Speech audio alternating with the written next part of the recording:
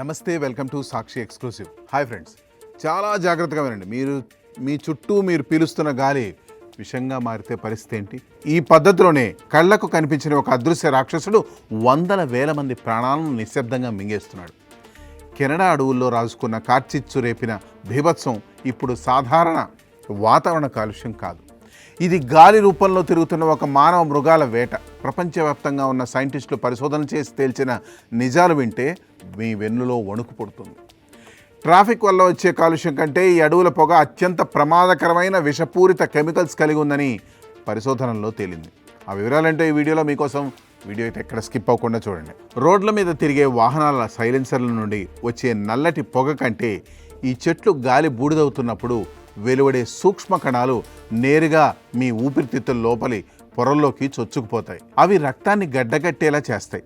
ఆ హానికరమైన రేణువులు మీ శ్వాసనాళాల్లోకి చేరినప్పుడు ఊపిరందక ప్రాణాలు గాల్లో కలిసిపోతాయి. కేవలం ఒకే ఒక ఏడాదిలో ఈ కార్చిచ్చు పొగ ప్రభావం వల్ల ప్రపంచవ్యాప్తంగా 82,000 మందికి పైగా అకాల మరణం చెందారని అంతర్జాతీయ పరిశోధనా నివేదికలు స్పష్టం చేస్తున్నాయి. ప్రతి సంవత్సరం కెనడా వ్యాప్తంగా వేలాది మంది ప్రాణాలు కేవలం ఈ గాలి పీల్చడం వల్లే అనంత వాయువుల్లో కలిసిపోతున్నాయి.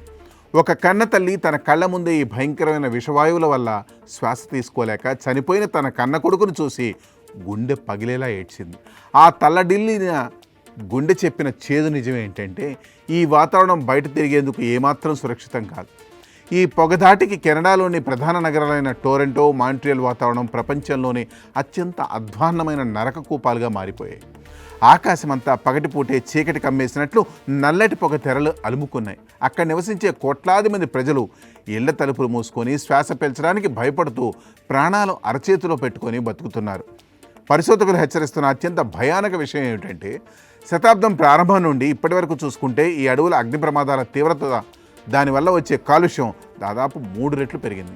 ఈ శతాబ్దంలోనే ఎన్నడూ లేనంతగా కాలుష్య రికార్డులు కూడా బద్దలవుతున్నాయి. సగానికి పైగా జనాభా దేశ జాతీయ ప్రమాణాల కంటే అత్యంత ప్రమాదకరమైన విషపూరితమైన గాలిని ప్రతిరోజు పీలుస్తున్నారు.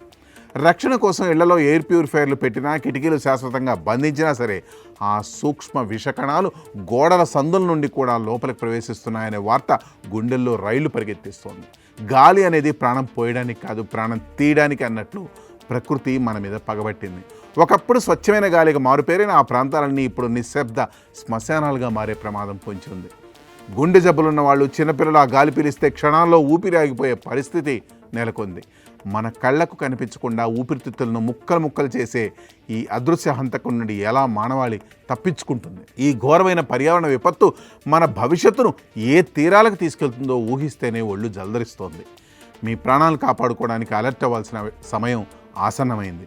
కెనడా వాసులారా, జాగ్రత్త. That's all for today. This is Harikrishna signing off for Sakshi exclusive.